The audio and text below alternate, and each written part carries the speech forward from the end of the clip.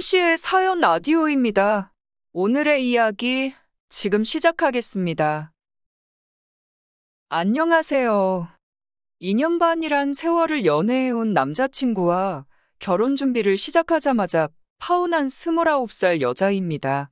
연애하는 동안에는 제가 원하는 대로 다 맞춰주고 주변에서도 남자 잘 만났다는 이야기를 들을 정도로 저에게 잘해주던 남자친구인데 결혼 이야기가 나오면서 사소한 다툼거리가 하나둘씩 생겨나기 시작했어요.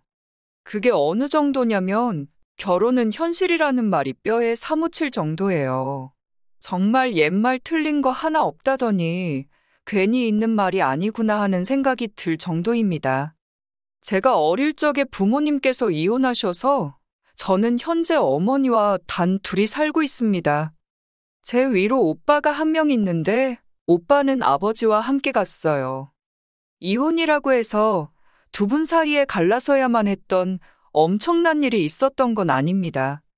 평생을 직장인으로 살아오신 어머니와 사업을 하셨던 아버지 사이의 성격 차이가 예전부터 심했다고 하셨고 두 분 사이가 더 안 좋아지면 그게 저희한테까지 영향이 갈 거라고 생각하셨기에 결국 이혼을 결정하게 되었었다고 해요.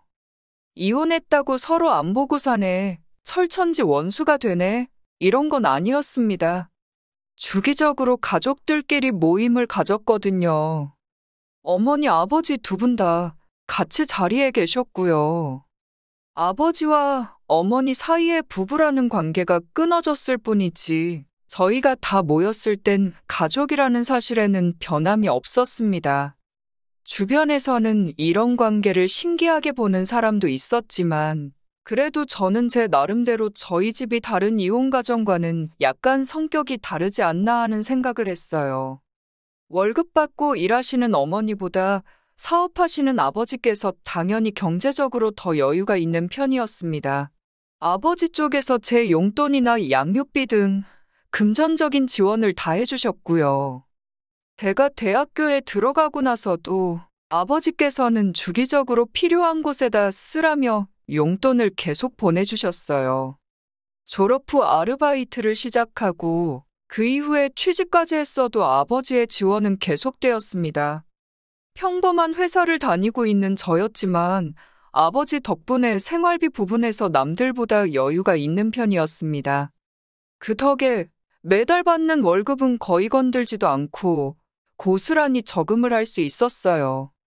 남자친구 또한 편부모 가정에서 자랐습니다. 저와는 다르게 홀어머니 밑에서 조금 어렵게 자랐다고 들었어요. 경제적으로도 힘든 부분이 있어서 대학교는 학자금 대출을 받아서 다녀야 했었다고 해요. 취직하면서 회사 위치 때문에 자취를 시작하기는 했지만 대학생 시절에는 대중교통도 마땅치가 않아 매일같이 버스와 지하철을 번갈아 타면서 매일매일 통학하는 데만 왕복으로 3시간씩을 이동하는 데만 날렸어야 했다고 합니다. 남자친구가 저도 부모님이 이혼하셨다는 이야기를 듣고 저에게 동질감을 느끼는 듯 했어요. 힘들게 자란 남자친구와 달리 저는 상황이 좋은 편인데 그렇다고 제가 나는 너랑 경우가 다르다고 말하는 게 혹시 남자친구한테 상처를 주지 않을까 싶어서 저의 가족사에 대해서 말한 적은 없었습니다. 결혼 이야기가 처음 오고 가고 각자 경제 사정에 대해서 털어놓는 자리가 있었습니다. 제가 직장 생활 2년 하면서 모아놓은 돈이 5천 정도 되었는데 사실 남자친구 사정이 어려운 걸 알았기 때문에 모아놓은 돈이 많을 거라고 크게 기대하지도 않았거든요. 돈이야 있다가도 없는 거고 없다가도 있는 게 아니겠냐 생각했고 둘이서 행복하게 잘 살면 결혼 전에 누가 돈 얼마 더 하고 말고가 중요한 부분은 아니라고 생각했어요. 저도 사회생활 경력이 그렇게 길지가 않고 남자친구도 직장인이 된 지 4년 차였다 보니 당장 모아놓은 돈이 얼마 되지 않아도 크게 상관이 없겠다는 생각이 들었습니다. 그런데 정말 의외로 남자친구도 모아놓은 돈이 상당했습니다. 본인 말로는 어려운 상황이지만 자기도 피나는 노력을 했고 자기 미래를 위해 참아가고 아껴가면서 열심히 살았다고 하더라고요. 그래서 둘이 모아놓은 돈만 합쳐도 1억 2천이라는 큰 돈이 되었습니다. 사실 내심 마음 한켠으로는 걱정하던 부분이었는데 이렇게 잘 해결이 되니 결혼 준비가 수월하게 진행이 되기 시작했어요. 남자친구한테 저희 부모님이 이혼은 했지만 남자친구 부모님처럼 서로 안 보고 지내지는 않다는 사실을 말하는 게 가장 어려웠는데 결국은 꺼낼 수밖에 없었습니다. 아버지께서 제가 결혼한다는 이야기를 들으시고는 경기도에 24평 아파트를 하나 해주시기로 했기 때문이에요. 남자친구는 그게 뭐 숨길 일이었냐면서 대수롭지 않게 받아들이더라고요. 오히려 집을 가지고 결혼 생활을 시작할 수 있다는 점이 더 좋은 일 아니겠냐고 자기는 정말 운이 좋은 사람이라고 하더라고요. 말하니까 이렇게 후련한 걸 왜 숨기고 있었나 싶었습니다. 결혼하면서 제가 집을 해오게 되었으니 식장이나 스드메 같이 결혼식 전반적인 부분에 드는 비용은 제가 내기로 했고 남자친구가 모아놓은 돈은 신혼집 리모델링과 인테리어 그리고 혼수에 쓰기로 했어요. 제가 초호와 결혼식을 올릴 계획이 있던 게 아니었던지라 식장이며 촬영이며 스드메까지 다 해도 돈이 많이 남겠더라고요. 그런데 남자친구가 저보다 그걸 더 먼저 계산하고 있었던 건지 남은 돈은 전부 현금에 단식으로 해서 자기 어머니한테 드렸으면 좋겠다고 하는 겁니다. 솔직히 그 말이 저한테는 좋게 들리지는 않았어요. 아버지가 집을 해주시는 덕분에 결혼 비용이 생각한 것보다 적게 들게 되었고 제가 모아놓은 돈은 고스란히 남는 거나 마찬가지인 상황이긴 했지만 남은 돈을 굳이 남자친구 어머니한테 드려야 할 이유는 없다고 생각했거든요. 결혼한다고 해서 결혼 전에 모아놓은 돈을 꼭 다 써버릴 필요는 없는 거잖아요? 남으면 남는 대로 목돈이다 보니 적금에 붙던지 어디 투자도 할 수 있는 돈인데 말이에요. 그리고 애초에 저한테 돈이 남는 건 저희 아버지가 집을 해주신 덕분이지 않냐고 따졌어요. 그러니 남자친구는 제가 정확하게 말했다고 하면서 바로 그게 문제라고 하는 겁니다. 저희 부모님에게 신세진 거나 마찬가지고 집을 해주신 덕분에 기우는 결혼을 하게 되었는데 자기가 앞으로 저희 부모님의 눈치를 보면서 살아야겠지 않냐고 하는 거예요. 말인즉슨 기우는 결혼을 했으니 자기가 그만큼 친정 눈치를 보면서 살게 될 텐데 두 분 다 재혼은 안 하신 상황이지만 어쨌든 엄마 쪽도 따로 있고 아빠 쪽도 따로 있는데 제가 또 가족들과 워낙에 가깝게 지내니 자기가 친정을 챙길 일이 있으면 2번씩 챙겨야 한다는 거예요. 명절에 친정을 방문한다고 쳐도 저희 어머니 집 따로, 아버지 집 따로 가야 하고 어버이날도 용돈 같은 걸 드려야 하는 명절도 자기는 2배씩 하게 된다는 말이었지요. 그런데 그런 자기에 비해 며느리인 저는 앞으로 시어머니 한 분만 챙기면 되는 거 아니냐고. 자기는 챙길 집이 2집인데 저는 한 집이라고 제가 봐도 불공평하지 않냐고 우기면서 제가 모아놓은 돈을 자기 어머니한테 현금의 단식으로 전부 드려도 그게 아까운 게 아니라는 거예요. 같은 효도를 해도 자기는 돈이 2집으로 나가야 하니 2배로 들 테고 저는 시어머니 한 분한테만 잘하면 되는 거니 결혼 전에 그 정도는 해도 된다는 논리잖아요? 듣다 보니 어이가 없어서 애초에 대리효도 같은 거 바라지도 않고 바란 적도 없다고 각자 부모님은 여태 하던 대로 알아서 챙기면 되는 거 아니냐고 했습니다. 내가 내 부모님 챙기고 그러면 내가 2배로 효도하고 남자친구는 당신 어머니 한 분한테만 하면 되는 거니 이제 나한테 더 불공평해진 거나 마찬가지 아니겠냐고.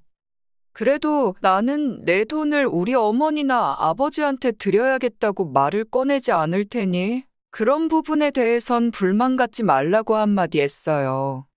그때는 솔직히 남자친구가 어떻게든 이 결혼에서 이득을 취해보려고 하는 거라는 생각은 하지 않았습니다.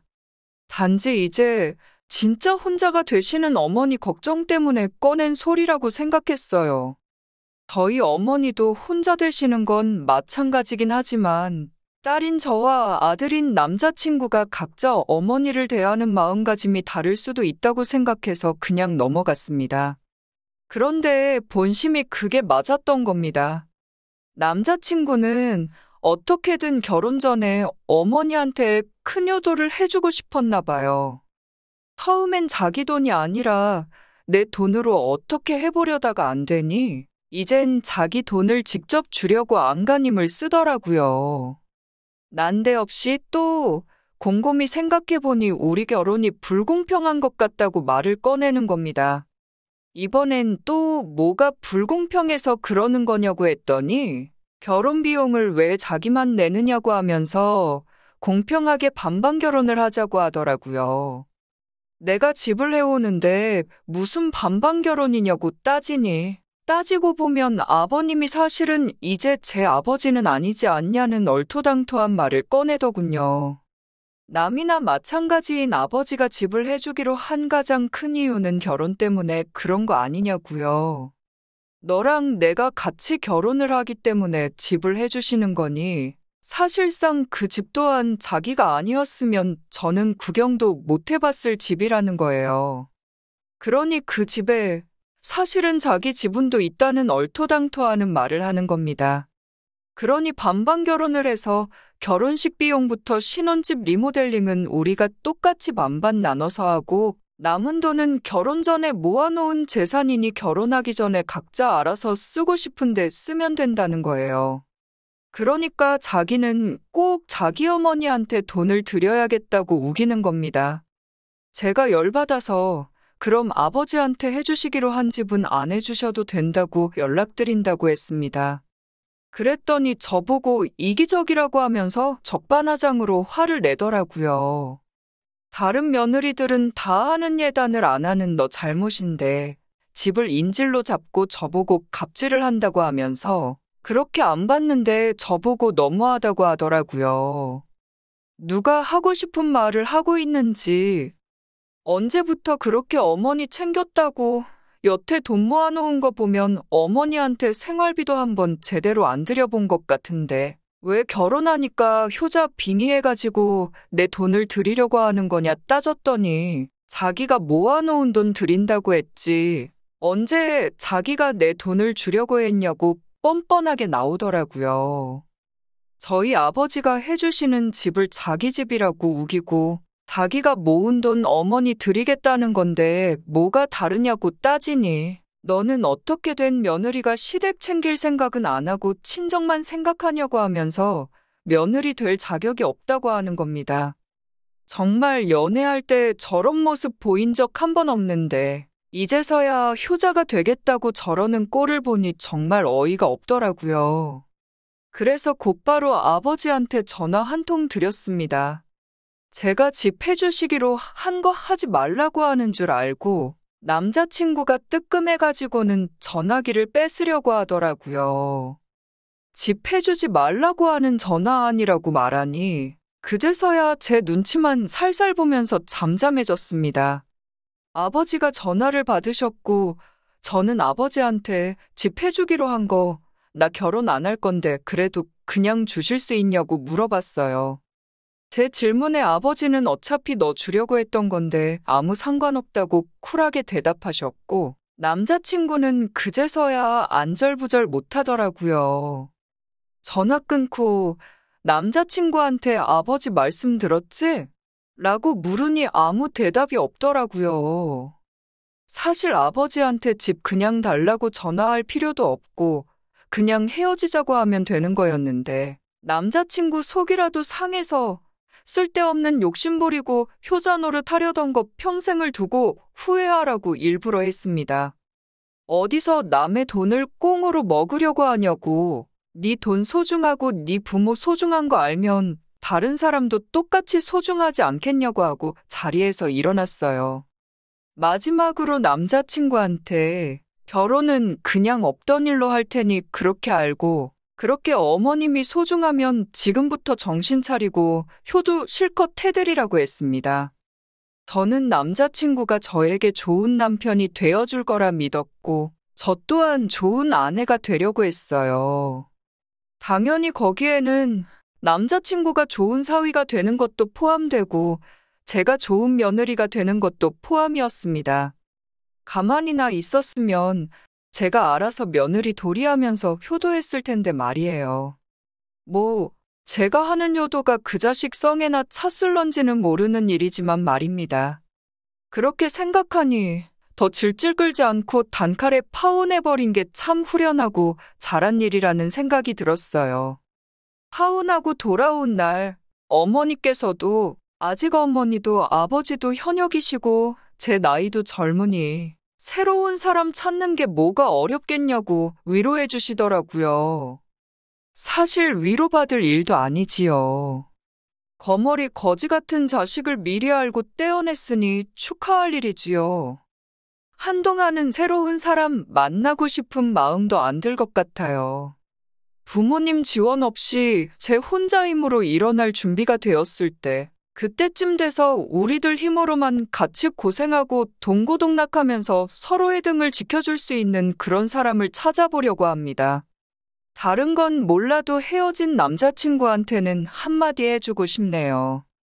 어디 가서 자기 어머니한테 대신 효도해줄 사람 찾지 말고 숟가락 얹을 생각도 하지 말고 스스로 인간이 되라고 말이에요. 오늘의 이야기는 여기까지입니다. 이렇게 찾아주셔서 정말 감사합니다. 다음에도 더 좋고 더 통쾌한 사연으로 찾아뵙겠습니다.